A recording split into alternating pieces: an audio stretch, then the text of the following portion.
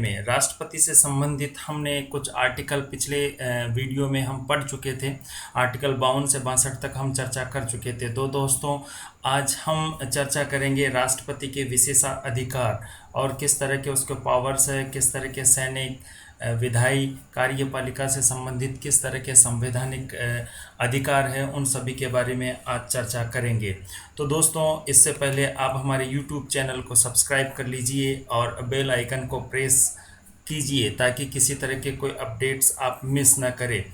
दोस्तों, यदि आप लोगों को हमारा YouTube चैनल पसंद आ रहा है, हमारे वीडियोस पसंद आ रहे हैं तो लाइक कीजिए, शेयर कीजिए और दोस्तों हमारे YouTube के बारे में कमेंट्स ज़रूर कीजिए ताकि हम डे बाय डे इसमें इम्प्रूवमेंट्स कर सकें। तो दोस्तों, अब आज हम चलते हैं हमारे महत्वपूर्ण टॉपिक राष्ट्रपति की शक्तियाँ, जो कि एक कार्यपालिका का अभिन्न हिस्सा है। दोस्तों, राष्ट्रपति के पास दो तरह की शक्तियाँ होती है। पहली सामान्य शक्तियाँ और दूसरी आपातकालीन शक्तियाँ। सामान्य शक्तियों में हम कुछ 8 प्रकार से इनको बांट सकते हैं। उनमें है, पहली है कार्यपालिका की शक्तियाँ, विधायी शक्तियाँ, वित्तीय शक्तियाँ, न्यायिक शक्तियाँ, सैनिक शक्तियाँ, कूटनीतिक शक्तियाँ, राज्यों से संबंधित शक्तियाँ, वीटो की शक्तियाँ। और आपातकालीन शक्तियों में राष्ट्रीय आपातकाल से संबंधित शक्तियाँ, राष्ट्रपति शासन से संबंधित शक्तियाँ, वित्तीय आपात से संबंधित शक्तियाँ। तो सबसे पहले दोस्तों हम बात करेंगे सामान्य शक्तियों की। तो सबसे पहली जो सामान्य शक्ति में जो शक्ति है वो कार्यपालिका की शक्ति है, यानी कि जो संघीय कार्यपालिका के प्रति किस तरह से राष्ट्रपति के पावर्स है, किस तरह से राष्ट्रपति संघीय कार्यपालिका के साथ एक समन्वय बनाकर शासन करता है, क्या इसके प्रावधान है, उन सब के बारे में हम विस्तार से चर्चा करेंगे। तो संघीय कार्यपालिका में सबसे पहले हम आर्टिकल 77 की बात करते हैं। इस तरह के अनेक आर्टिकल हैं जो राष्ट्रपति को संघीय कार्यपालिका या संघीय मंत्रिपरिषद के संबंध में राष्ट्रपति को अनेक शक्तियां देती है। तो अनुच्छेद 77 के अंतर्गत भारत सरकार के समस्त कार्यों का संचालन राष्ट्रपति के नाम से किया जाता है तथा इस संबंध में राष्ट्रपति को शासन संबंधी नियम बनाने तथा मंत्रियों में कार्य वितरित करने का अधिकार प्राप्त है। अर्थात राष्ट्रपति को ये अधिकार है कि भारत सरकार के जो भी कार्य होंगे वो सब राष्ट्रपति के नाम से ही किए जाएंगे और राष्ट्रपति ही शासन के नियमों का अंतिम निर्धारण करता होगा। भले ही वो नाम मात्र से हो, लेकिन संविधान ये कहता है कि नियम बनाने के मामले में राष्ट्रपति अंतिम है। राष्ट्रपति ही उस पर अपने हस्ताक्षर करने के बाद, किसी भी विधेयक पर अपना हस्ताक्षर करने के बाद वह विधेयक कानून का रूप धारण करता है और मंत्रियों को कार्य वितरण का अधिकार भी राष्ट्रपति को ही है। अगला है अनुच्छेद 78। अनुच्छेद 78 राष्ट्रपति के पास ये अधिकार है कि वह प्रधानमंत्री से प्रशासन के संदर्भ में सूचना प्राप्त कर सकता है, यानी कि राष्ट्रपति के पास ये पावर्स है कि वह जब चाहे तब प्रधानमंत्री से प्रशासन, यानी कि किस तरह से देश का शासन चल रहा है, इसके संबंध में पूरी जानकारी प्राप्त कर सकता है। आर्टिकल 263 में ये कहा गया है कि राष्ट्रपति के द्वारा केंद्र तथा राज्यों के मध्य सहयोग स्थापित करने के लिए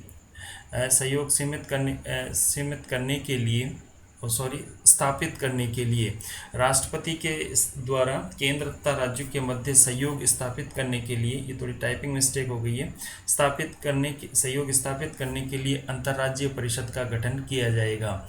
यानी कि राष्ट्रपति आर्टिकल 263 के तहत एक अंतर्राज्यीय परिषद का गठन करेगा और उस अंतर्राज्यीय परिषद का जो हिस्सा होंगे वो राज्यों से मुख्यमंत्री होंगे और केंद्र शासित प्रदेशों से उपराज्यपाल या प्रशासक इसका हिस्सा होंगे। इसके बाद में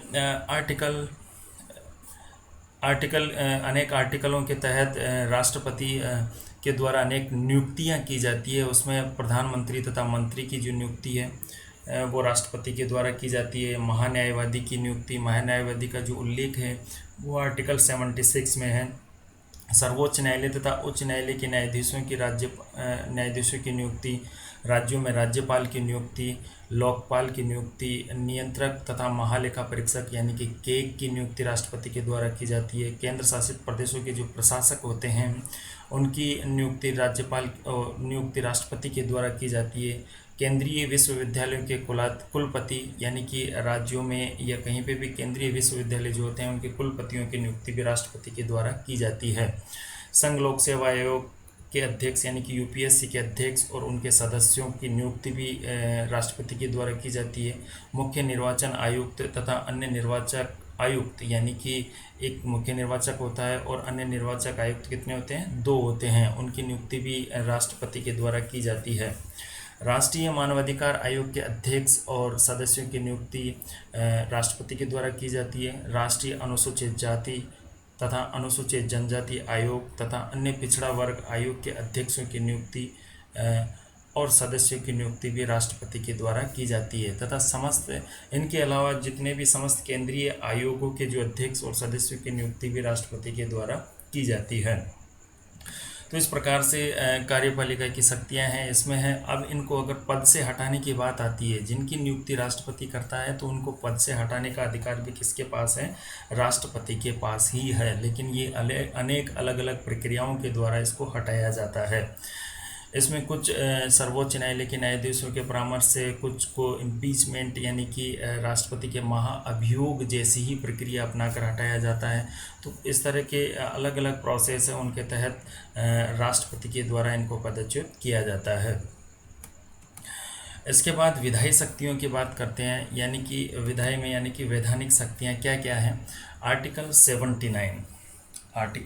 79 ये कहता है कि राष्ट्रपति स्वयं संसद का अभिन्न अंग है। दोस्तों पिछली वीडियो में भी मैं बता चुका था कि संसद का जो राष्ट्रपति है वो अभिन्न अंग है, यानी संसद राज्यसभा, लोकसभा और राष्ट्रपति से मिलकर बनती है। अर्थात संसद का गठन राष्ट्रपति, लोकसभा तथा राज्यसभा से मिलकर होता है। आर्टिकल 79 में इस चीज़ का उल्लेख है। आर्टिकल 331 में राष्ट्रपति के द्वारा लोकसभा में 2 सदस्यों यानी कि आंग्ल भारतीयों को मनोनीत किया जाता है। ये इसी सिचुएशन में किया जाता है जब इनका प्रतिनिधित्व नहीं हो। तो अगर इनका प्रतिनिधित्व नहीं होता है सदन में तो 2 सदस्यों को जो आंग्ल भारतीय का प्रतिनिधित्व करने के लिए राष्ट्रपति की ओर से लोकसभा में नियुक्त किया जाता है, मनोनीत किया जाता है। मनोनीत यानी कि अपॉइंट किया, नॉमिनेट किया जाता है आर्टिकल 331 के तहत। ध्यान रखिएगा दोस्तों, यानी कि लोकसभा में 331 के तहत और राज्यसभा में 80 के तहत 12 सदस्यों को मनोनीत किया जाता है। राज्यसभा में जो 12 सदस्यों को मनोनीत किया जाता है उनका संबंध साहित्य, विज्ञान, कला तथा समाज सेवा से होता है। तो जो नॉमिनेट सदस्य होते हैं आर्टिकल 331 और 80 के तहत किए जाते हैं। यानी कि देखा जाए जैसे तो राष्ट्रपति कुल टोटल 14 सदस्यों को मनोनीत करते हैं। लोकसभा से 2 और राज्यसभा से 12 सदस्यों को मनोनीत किया जाता है। तो दोस्तों ये क्वेश्चन बन सकता है, ध्यान रखिएगा। इसके बाद आर्टिकल 85 के तहत राष्ट्रपति के द्वारा संसद का अधिवेशन आहूत करने का, यानी आहूत से मतलब बुलाने का, आहूत किया जाता है या बुलाया जाता है। सत्र अवसान किया जाता है, यानी कि सत्र का अवसान कर दिया जाता है तथा लोकसभा को भंग करने की शक्ति होती है। यानी कि राष्ट्रपति के पास सत्र का अवसान करने की शक्ति होती है, अधिवेशन आहूत करने की शक्ति होती है तथा लोकसभा को भंग करने की शक्ति भी किसके पास होती है? राष्ट्रपति के पास होती है। आर्टिकल 86 यानी कि अनुच्छेद 86 में राष्ट्रपति के द्वारा संसद में अभिभाषण दिया जाता है, अभिभाषण स्पीच दिया जाता है तथा किसी भी विधेयक पर संदेश भेजने का अधिकार राष्ट्रपति के पास है, राष्ट्रपति के पास है। यह आर्टिकल 86 में इसका उल्लेख है। अनुच्छेद 87 में ये कहा गया है कि राष्ट्रपति के द्वारा नवीन लोकसभा की प्रथम बैठक तथा हर वर्ष संसद के प्रथम सत्र में विशेष अभिभाषण प्रदान किया जाएगा। यानी कि कहने का तात्पर्य यह है मित्रों कि नवीन लोकसभा की जब भी आफ्टर 5 ईयर्स यानी कि 5 साल के बाद नवीन लोकसभा का गठन होगा, जिस तरह से अभी 17वीं लोकसभा का गठन हुआ था, तो 17वीं लोकसभा के गठन की जो पहली बैठक थी उसको संबोधित किसने किया था? राष्ट्रपति ने किया था। तो ये राष्ट्रपति को संवैधानिक अधिकार है आर्टिकल किसके तहत? 87 के तहत। और हर वर्ष यानी कि 5 वर्ष तक ये सदन चलेगा, 5 वर्ष तक ये टेन्यूर चलेगा लोकसभा का। तो इसके हर वर्ष की जो प्रथम बैठक होगी, प्रथम सत्र होगा, उसमें भी विशेष अभिभाषण प्रदान किया जाता है राष्ट्रपति की ओर से। तो ये राष्ट्रपति के अधिकार है। अनुच्छेद 91 में ये कहता है कि यदि राज्यसभा में सभापति तथा उपसभापति का पद रिक्त है, किसमें? राज्यसभा में सभापति और उपसभापति का पद रिक्त है। वैसे सभापति राज्यसभा का कौन होता है? उपराष्ट्रपति होता है।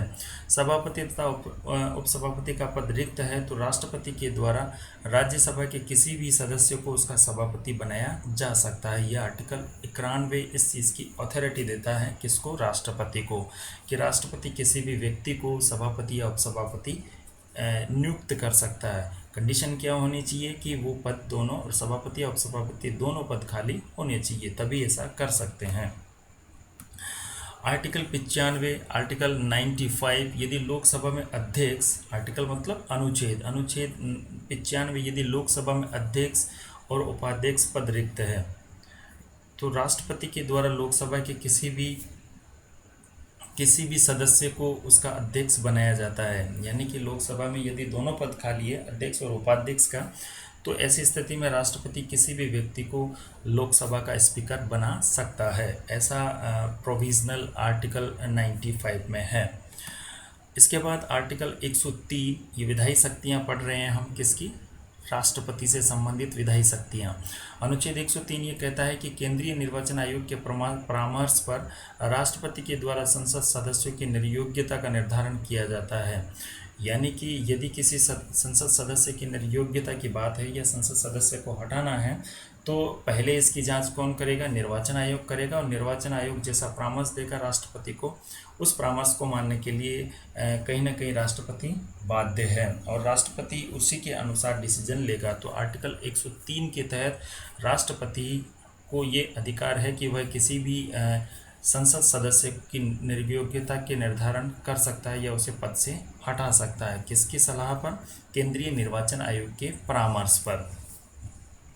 तो इसका आंसर यदि ऑप्शन में होता है राष्ट्रपति तो इसका आंसर राष्ट्रपति ही होगा। यदि ऑप्शन में केंद्रीय निर्वाचन आयोग के परामर्श पर राष्ट्रपति होता है तो ये ज़्यादा सटीक आंसर होगा। इसके बाद आर्टिकल 108, जब आर्टिकल 108 से लगता ही है इमरजेंसी, तो उसी तरह का कुछ है ये। जब साधारण विधेयक पर संसद के दोनों सदनों के मध्य विरोध हो तो इस अनुच्छेद के अंतर्गत राष्ट्रपति के द्वारा संयुक्त बैठक बुलाई जाती है। यानी कि जब इमरजेंसी होती है, यानी कि कब होती है? केवल साधारण विधेयक पे ही संयुक्त बैठक बुलाई जा सकती है। यानी संयुक्त बैठक का प्रावधान साधारण विधेयक के संदर्भ में है और ये किस आर्टिकल के तहत है? आर्टिकल 108 के तहत है। राष्ट्रपति संयुक्त बैठक बुला सकता है। अनुच्छेद 111, संसद द्वारा पारित सभी विधेयक अनुच्छेद 111 के अंतर्गत राष्ट्रपति के पास भेजे जाते हैं तथा उसकी सहमति से ही कोई भी विधेयक कानून का रूप धारण करता है। यानी कि जितने भी विधेयक हैं, चाहे वो साधारण विधेयक हो, वित्त विधेयक हो, धन विधेयक हो, विनियोग विधेयक हो, संविधान संशोधन विधेयक हो, जितने भी विधेयक हैं उन सबको आर्टिकल 111 के तहत सदन में पारित होने के पश्चात राष्ट्रपति के पास भेजा जाता है और राष्ट्रपति उन पर अंतिम हस्ताक्षर करने के बाद ही वह कानून का रूप धारण करता है।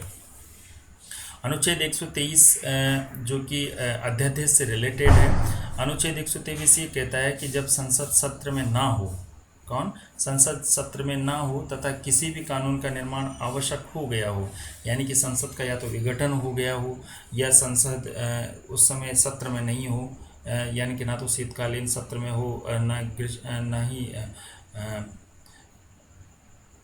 ही किसी अन्य सत्र में हो, तो ऐसी स्थिति में यानी कि टोटली सदन सत्र में ना हो तो ऐसी सिचुएशन में कानून बनाने की अगर आवश्यकता होती है तो ऐसी सिचुएशन में राष्ट्रपति आर्टिकल 123 के तहत एक ऑर्डिनेंस पास करेगा, यानी कि अध्यादेश पास करेगा। और ये किसके तहत? आर्टिकल 123 के अध्यादेश की शक्ति के अधिकार के तहत राष्ट्रपति ऐसा करेगा।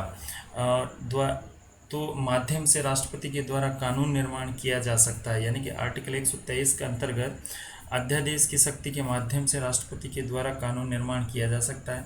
इस अध्यादेश का वही प्रभाव होता है जो संसद द्वारा बनाए गए किसी कानून का होता है, यानी कि ये भी उतना ही पावरफुल होता है जितना कि संसद कानून बनाती है ये। लेकिन क्या होता है दोस्तों, ये अध्यादेश सिर्फ अधिकतम 6 महीने तक ही वैलिड होता है, परंतु संसद का सत्र आयोजित होने के 6 सप्ताह तक वैध रहता है। यानी कि यदि सत्र 6 महीने तक नहीं चलता है तो 6 महीने तक ये अध्यादेश वैलिड रहेगा।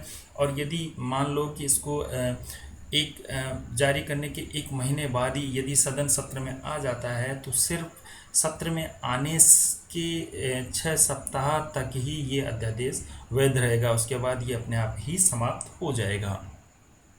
तो राष्ट्रपति की अध्यादेश जारी करने की जो शक्ति है वो आर्टिकल 123 के तहत है। 38वें संविधान संशोधन यानी अध्यादेश से रिलेटेड है, उसमें कुछ संविधान संशोधन किए गए थे। 38वें संविधान संशोधन 1975 में 38वां संविधान संशोधन हुआ था, के द्वारा अध्यादेश को न्यायालय की समीक्षा से बाहर कर दिया गया था। यानी कि राष्ट्रपति के द्वारा जो अध्यादेश जारी किया जाता है वो एक तरह से अर्ध न्यायिक बना दिया गया था, यानी कि न्यायालय उसकी समीक्षा नहीं कर सकता है। परंतु 44वां संविधान संशोधन यानी कि गैर कांग्रेस सरकार जब बनी थी मोरारजी देसाई की, तो उन्होंने 44वां संविधान संशोधन किया 1978 में, और उन्होंने वापस इस अध्यादेश को वापस न्यायालय के लिए बहाल कर दिया। यानी कि अध्यादेश को फिर से न्यायिक समीक्षा के अंतर्गत कर दिया गया, अर्थात वर्तमान में न्यायालय के द्वारा अध्यादेश की समीक्षा की जा सकती है। तो दोस्तों ये बहुत इंपॉर्टेंट फैक्ट है, तो थोड़ा ध्यान रखिएगा। 1975 इंदिरा गांधी के समय 38वां संविधान संशोधन हुआ था, और 44वां संविधान संशोधन मोरारजी देसाई की जनता पार्टी के समय हुआ था।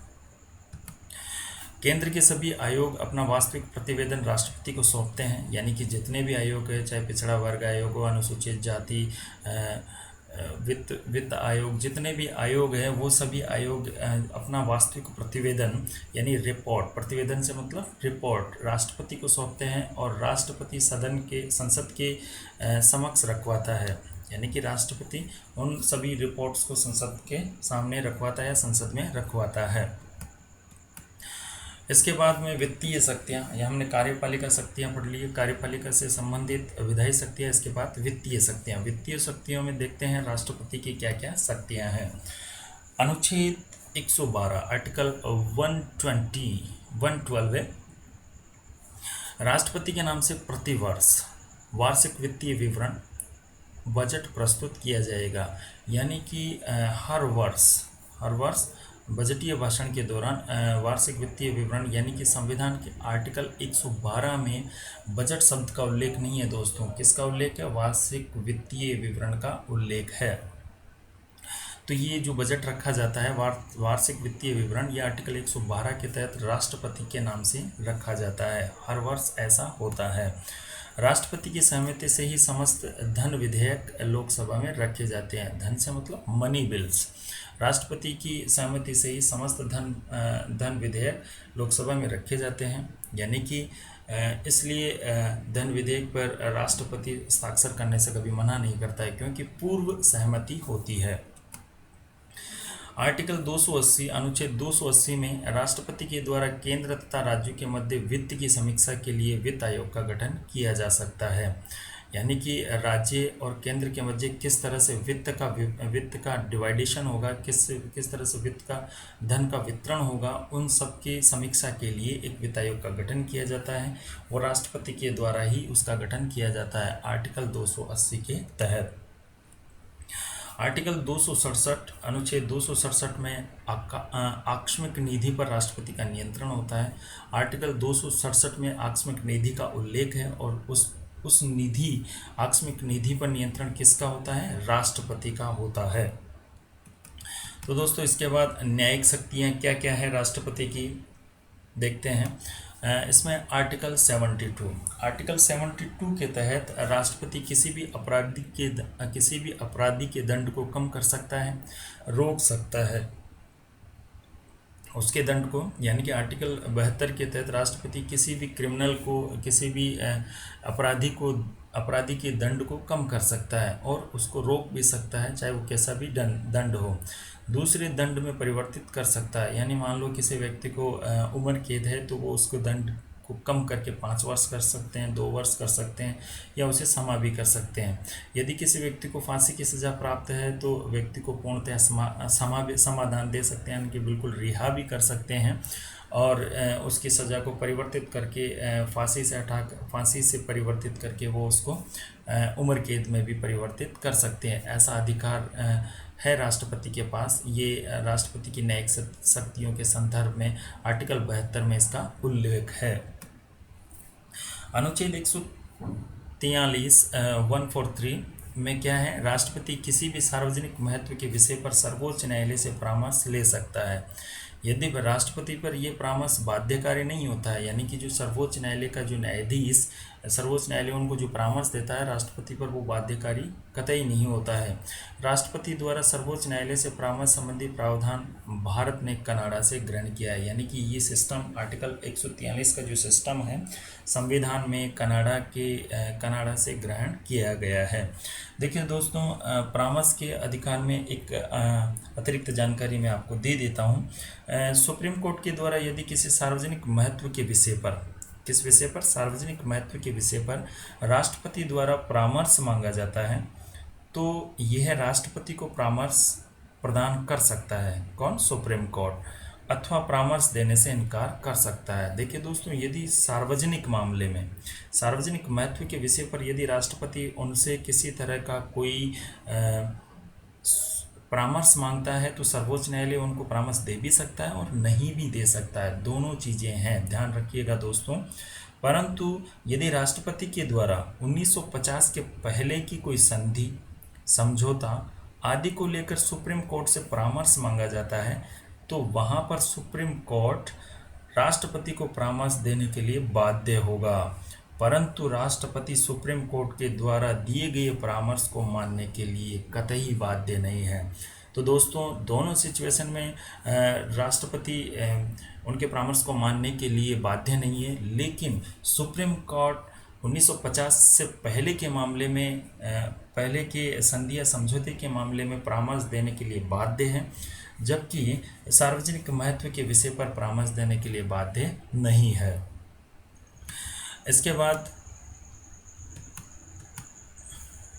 सैनिक शक्तियाँ, राष्ट्रपति की सैनिक शक्तियों की बात करते हैं हम। क्या क्या सैनिक शक्तियाँ हैं? हमने आर्टिकल 53 कल पढ़ा था, उसमें भी सैनिक शक्तियों से संबंधित हमने कुछ चर्चाएं की थी। अब देखिए आगे दोस्तों, अनुच्छेद 53 के खंड 2 में क्या उल्लेख है। अनुच्छेद 53 के खंड 2 में कि राष्ट्रपति देश की तीनों सेनाओं का सर्वोच्च सेनापति होगा। तीनों, एयरफोर्स, नेवी और आर्मी, तीनों का वो क्या होगा?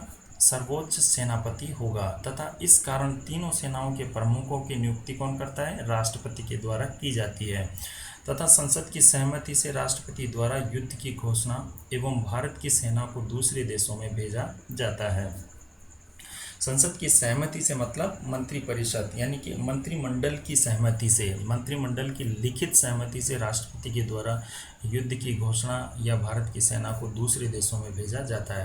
हालांकि संसद की सहमति ही होती है, लेकिन यदि इंटरनल राष्ट्रपति शासन वगैरह लगाना हो तो वो चीज़ अलग है, लेकिन संसद की सहमति से ही राष्ट्रपति के द्वारा युद्ध की घोषणा एवं भारत की सेना को यदि किसी दूसरे देशों में भेजा जाता है तो उसमें संसद की सहमति होना आवश्यक है, लेकिन अंतिम सिग्नेचर राष्ट्रपति के होना अत्यंत ही आवश्यक है, क्योंकि वह तीनों सेनाओं का सर्वोच्च सेनापति होता है, ऐसा आर्टिकल 53 के खंड 2 में लिखा हुआ है।